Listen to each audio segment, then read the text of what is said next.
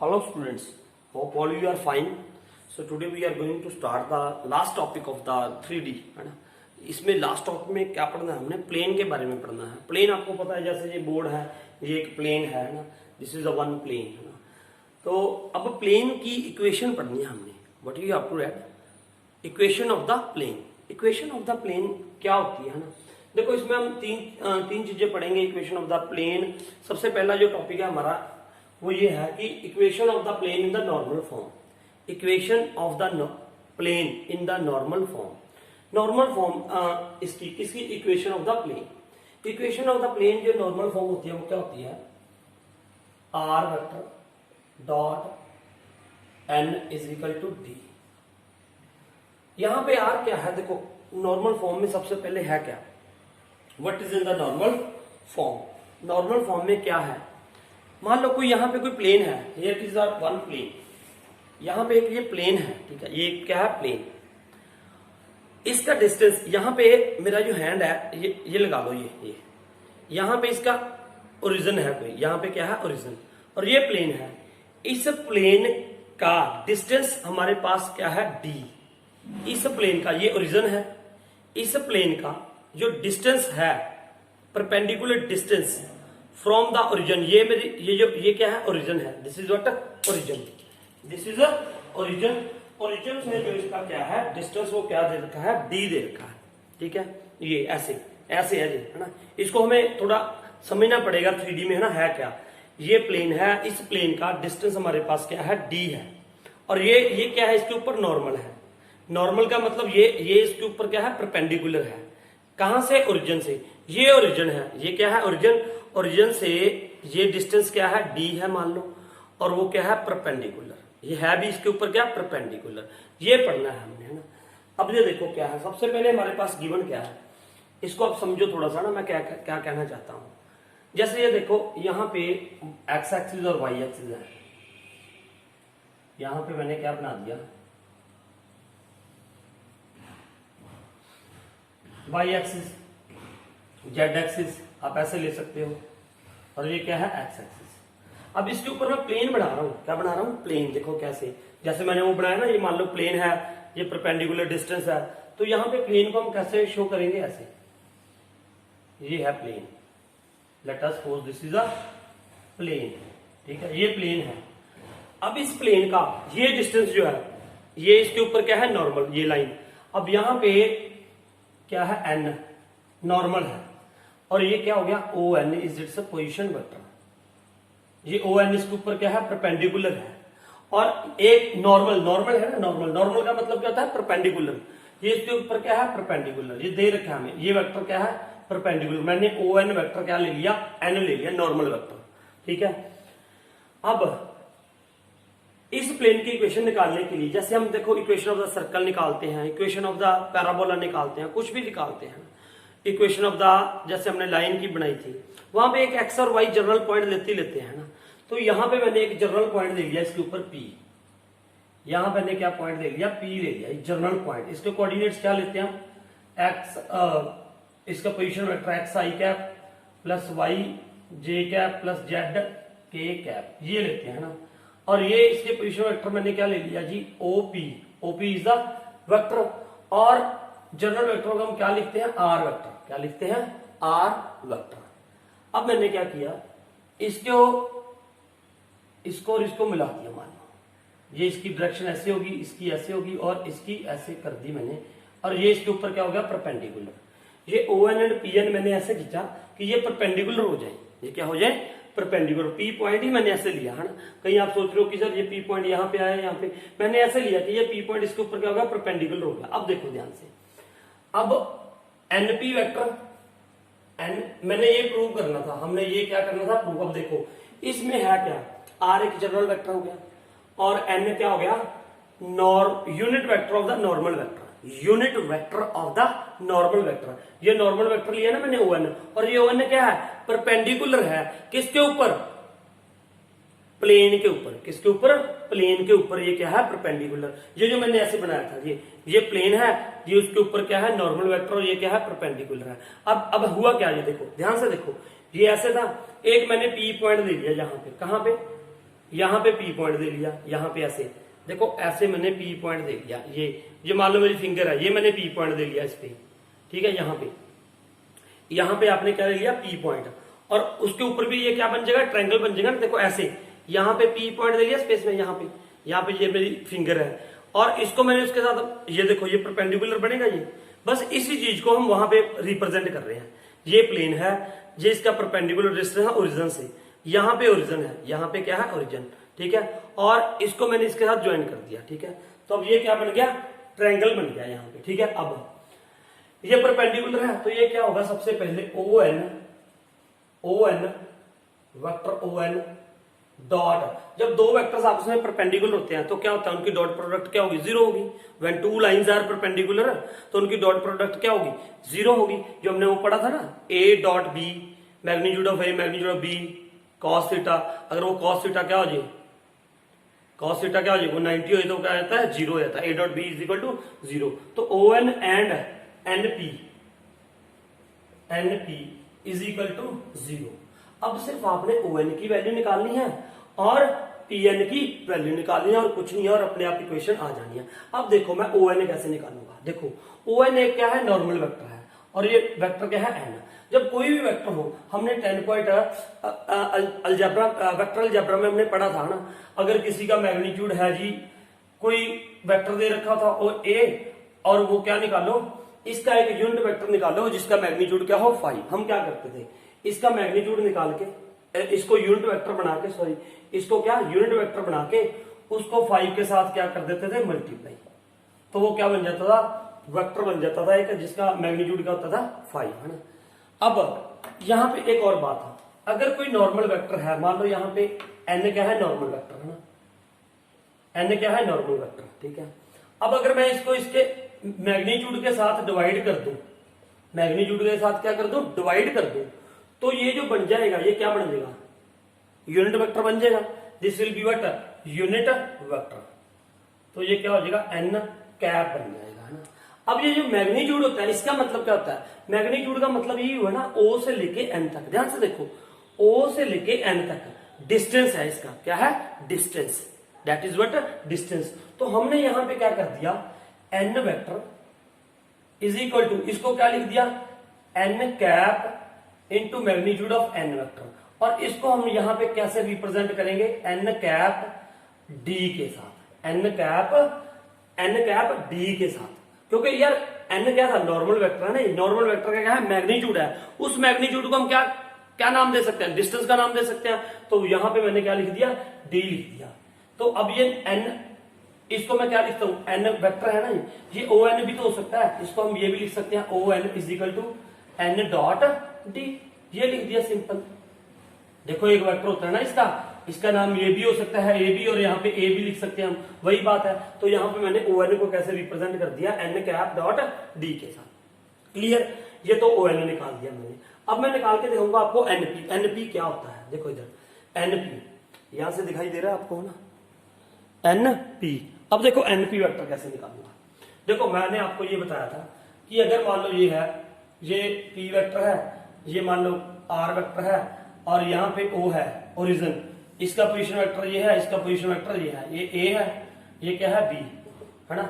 अगर मैंने आरपी निकालना है, आरपी वेक्टर, तो आप क्या करोगे, आरपी वेक्टर निकालना है तो व्हाट यू कैन डू, आप क्या क्या कर सकते हो, अगर आरपी वेक्टर निकालना हो तो क्या करोगे, आरपी वेक्टर याद है ना आपको, क्या करते थे हम, अगर ये आरपी वेक्टर निकालना है तो दिस पी वेक्टर कौन सा है, ये ए माइनस बी वेक्टर हो जाएगा, ए वेक्टर माइनस बी वेक्टर। या आप वो मान लो कि इसके पहले पोजीशन वेक्टर निकालोगे, x1 मान लो, y1 z1, x2 y2 z2, तो क्या करते हैं वो x2 minus x1, y2 minus y1, z2 minus z1 ऐसे निकालते हैं इसका, इस वेक्टर को ऐसे निकालते हैं। जहां हम अगर ये वेक्टर दे रखा है, ये और ये, तो हम क्या करते हैं, b माइनस ए, ठीक है।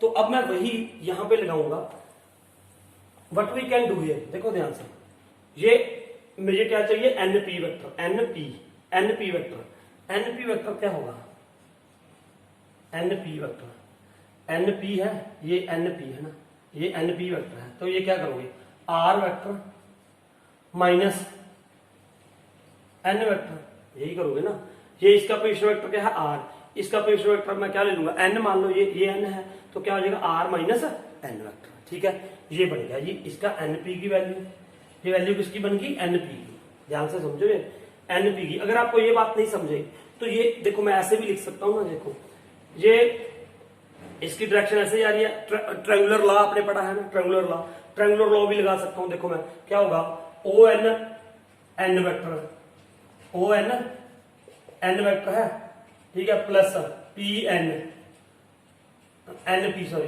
Plus N P is equal to this plus this is equal to R vector. तो देखो मैं इसमें आपको ट्रायंगुलर लॉ भी बता रहा हूं, है ना। अगर आपको ये, वैसे तो ये सिंपल सी बात है यार, एनपी वेक्टर निकालना तो आर माइनस एन, बहुत बार पढ़ा हमने, है ना। और अगर नहीं आया तो ये देखो O N vector plus NP vector और is equal to R vector, ठीक है। ट्रायंगुलर लॉ लगा दिया मैंने, ये देखो इसकी डायरेक्शन ऐसे और इसकी ऐसे, तो ये क्या हो जाएगा NP vector is equal to R vector minus N vector. यही बात आ गई, देखो ये सेम चीज आ गई। आप चाहे ऐसे कर लो चाहे आप ऐसे कर लो, ठीक है। अब देखो एनपी वेक्टर भी आ गया मेरे पास, ओ एन वेक्टर भी आ गया, है ना। अब मैं ये वैल्यूज इसमें पुट कर दूंगा, देखो इधर पुट कैसे करेंगे, ओ एन वेक्टर, तो ये क्या आ जाएगा N vector N cap dot D, ठीक है, ब्रैकेट में लिख दू अब मैं एन पी की वैल्यू आर वेक्टर, ठीक है, R vector minus N vector, N vector, है ना। एन वेक्टर को देखो मैं एन वेक्टर को फिर दोबारा से, ये नॉर्मल वेक्टर था, एन वेक्टर की जगह पे हम क्या लिख सकते हैं, फिर ये लिख सकता हूं मैं N cap magnitude of N, मैंने यहां पे ये लिखना पसंद करूंगा R vector minus N vector, N vector की जगह पे ये लिख दो फिर एन कैप। आप कहोगे सर आपने ऐसा क्यों किया, आपने ऐसा क्यों किया? अरे भैया क्यों किया, क्योंकि मुझे को ये प्रूव करना है ना R vector dot N cap is equal to D, वहां पे तो नॉर्मल वेक्टर का मुझे चाहिए ही नहीं, नॉर्मल वेक्टर नहीं ना चाहिए, तो इसीलिए मैं उसको चेंज कर रहा हूं। तो इसकी जगह पे क्या लिख देंगे N vector N cap magnitude of N, magnitude of N is equal to zero, is equal to zero. अब देखो क्या होगा, व्हाट विल बी देयर। अब क्या करोगे आप, इसको मल्टीप्लाई करते पहले एक बार, इसको क्या कर दे मल्टीप्लाई, ठीक है। देखो इधर एन कैप है, N cap dot D R vector minus इसका मैग्नीट्यूड, इसका क्या मैग्नीट्यूड, इसका मैग्नीट्यूड जो होगा वो क्या होगा डी होगा। देखो ये क्या करती है मैंने, पहले इसको ऐसे एक बार और लिख दो R vector minus N cap. अब इसको एन जो वेक्टर था मैग्नीट्यूड ऑफ एन को मैंने क्या नाम दे दिया, डी का नाम दिया था। यहाँ पे देखो magnitude of N, magnitude of N को मैंने क्या लिखा था डिस्टेंस डी, उसका क्या लिख दिया था डिस्टेंस मैग्नीट्यूड को, तो यहाँ पे क्या आ गया डी आ गया इज इक्वल टू क्या आ गया जीरो, ठीक है। अब देखो अब आप इसको ऐसे कर दो N cap dot D R vector minus N cap का स्क्वायर इंटू डी का स्क्वायर, डी का स्क्वायर हो जाएगा, ठीक है, इज इक्वल टू क्या आ गया जीरो, ठीक है। अब देखो इसको क्या लिख दिया आर वेक्टर, कहीं भी लिख सकता हूं मैं N cap dot D is equal to, ये उधर आके क्या हो जाएगा पॉजिटिव हो जाएगा, और ये जो एन कैप लिखा है मैंने इसका मैग्नीट्यूड क्या होगा, इसका मैग्नीट्यूड अरे नॉर्मल यूनिट वेक्टर है, यूनिट वेक्टर का मैग्नीट्यूड क्या होगा 1 होगा, तो ये उधर जाके क्या हो जाएगा यहां पे ये क्या हो जाएगा, चलो इसको मैं ऐसे लिख दिया पहले का स्क्वायर डी स्क्वायर, ठीक है। अब ये तो 1 हो गया, तो R vector dot N cap dot D is equal to, ये 1 हो गया और यहाँ पे क्या आ गया डी स्क्वायर, डी स्क्वायर। अब ये डी उधर आके कैंसिल हो गया, तो हमारे पास क्या आ गया R vector dot N cap is equal to D. यही प्रूव करना था, this only you have to prove, यही प्रूव करना था हमने। देखो ध्यान से समझो, कुछ नहीं है, बिल्कुल आसान है। आपको अगर नहीं समझ आया तो आप दोबारा समझो, है ना, दोबारा आप पॉज करके दोबारा से देखो, आपको समझ आएगा। बात बस यही है, ये एक क्या है, ये एक नॉर्मल प्लेन है और इस प्लेन का यहां से ये ओरिजिन है, ये क्या है ओरिजिन, और ओरिजिन से इसका क्या दे रखा है परपेंडिकुलर डिस्टेंस डी, और मैंने अब कहां पे पॉइंट दिया, एक यहां पे स्पेस में पॉइंट दे लिया पी जनरल पॉइंट, ऐसे ऐसे, और इसको मिला दिया ऐसे, इसको और इसको ऐसे मिला दिया, इस लाइन को, ठीक है, यहां से इसको, ये तो प्लेन ही है, यहाँ पे इस पॉइंट को ऐसे मिला दिया और ये परपेंडिकुलर बन गया। और इस प्लेन की क्या निकाल दी, इक्वेशन।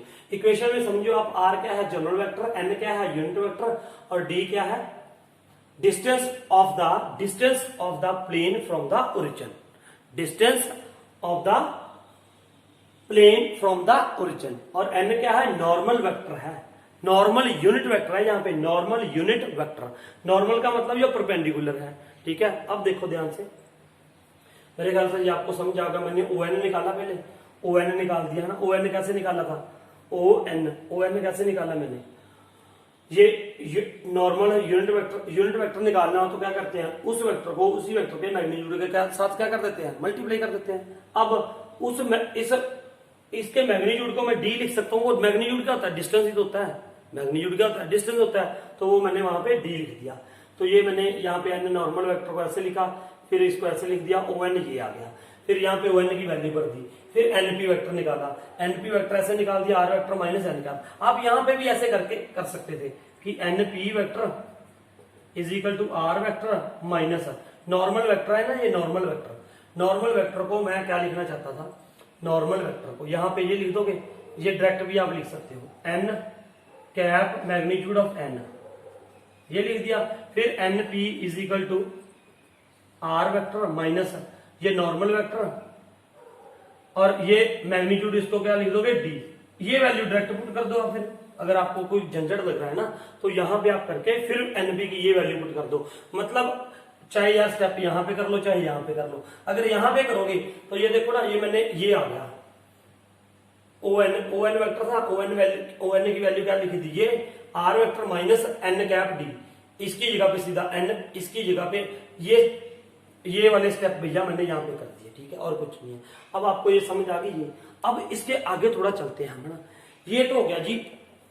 अब सुनो इधर, अब जो आपको, अगर आपको ये नहीं समझ आ रहा तो कोई दिक्कत नहीं है, वैसे तो मेरे ख्याल से समझ आ जानी चाहिए, कोई बड़ी बात नहीं है। अगर आपने पिछली सारी वीडियोस देखी हैं तो आपको कोई दिक्कत नहीं होनी चाहिए, ठीक है। अब देखो इसकी इक्वेशन ऑफ द प्लेन। अब एक चीज देखो, यहाँ पे हमने ये क्या किया है, वेक्टर फॉर्म है ना। इस वेक्टर फॉर्म को हमने चेंज कैसे करना है, किसमें, कार्टेशियन फॉर्म में। किसमें, कार्टेशियन फॉर्म में, कार्टेशियन फॉर्म। जैसे लाइन की होती थी, एक वेक्टर फॉर्म होती है, कार्टेशियन फॉर्म होती है। वो देखो, एक आर वेक्टर था, आर वेक्टर क्या था, एक जनरल वेक्टर था। जनरल वेक्टर हम क्या लिखते हैं, एक्स आई कैप प्लस वाई जे कैप प्लस जेड के कैप डॉट एन। एन की जगह पे क्या लोगे अब, एन क्या था, कि नॉर्मल वेक्टर था। नॉर्मल वेक्टर कैसे होता है, ऐसे ही होता है normal vector, A I cap plus B J cap plus C K cap. A B C इसके क्या होते हैं, डायरेक्शन रेशियोज होते हैं।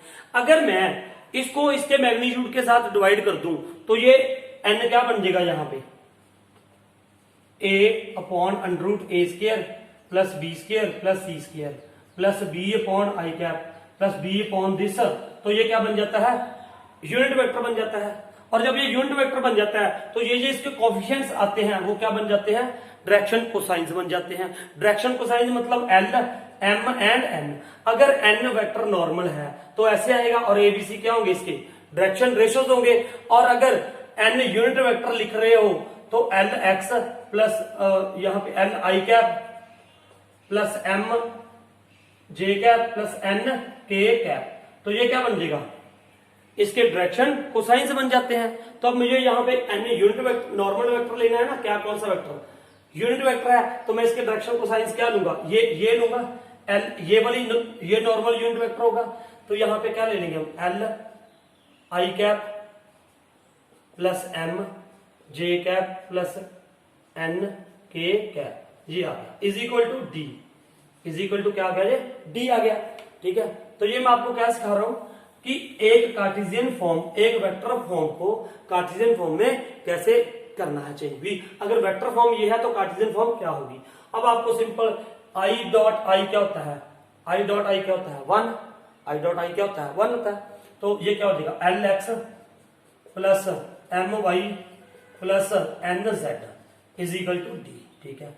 अगर कोई इक्वेशन इस फॉर्म में होती है या इस फॉर्म में है, आर डॉट एन कैप है इज इक्वल टू डी, या इस फॉर्म में है ये क्या होगी, वेक्टर फॉर्म होगी, ये क्या होगी, कार्टेशियन फॉर्म होगी। अब इसमें क्या करेंगे हम, कई जगह पे हमें पता, देखो या तो ये चलेगी इक्वेशन, या क्या इक्वेशन चलती रहेगी, मैं आपको सिखा रहा हूं। यहाँ पे दिखाई दे रहा है ना, यहां से देखो ये सही है। अब देखो कई बार हमारे पास ये इक्वेशन ऐसी होगी, R dot N is equal to T, और ये कैसे होगी, ये ऐसे होगी, A X plus B Y plus सी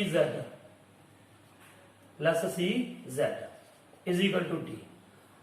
अब इक्वेशन लिख दी मैंने, मान लो यहां पे 5x plus 2y plus 9z is equal to 16 लिख दिया। मान लो लेट अस सपोज ये मैंने लिख दिया, ऐसे लिख दिया। अब आप कहोगे सर मुझे क्या पता चलेगा ये इक्वेशन ये है कि ये है। अरे भैया पता चलेगा कैसे, ये ए बी सी इसके क्या है, डायरेक्शन रेशियोज है, किसके हैं इसी के, किसके, ये जो प्लेन था और ये क्या था इसके ऊपर नॉर्मल, जिसके ऊपर क्या था नॉर्मल फ्रॉम द ओरिजिन था, ठीक है। तो ये इसके क्या हो गए, डायरेक्शन रेशियोज हो गए। और ये अब देखो इसमें और इसमें सबसे पहले फर्क क्या है, इसमें और इसमें, यहां पे जो एन है नॉर्मल वेक्टर होगा, यूनिट वेक्टर, नॉर्मल होगा और यूनिट वेक्टर होगा। और ये डी क्या होगा, it is a perpendicular distance from the origin of the plane, ठीक है। उसके बाद ये जो डी है इसमें, तो ये डी क्या होगा, ये डी जो होगा ये एक कांस्टेंट होगा, it is not a perpendicular distance from the origin of the plane.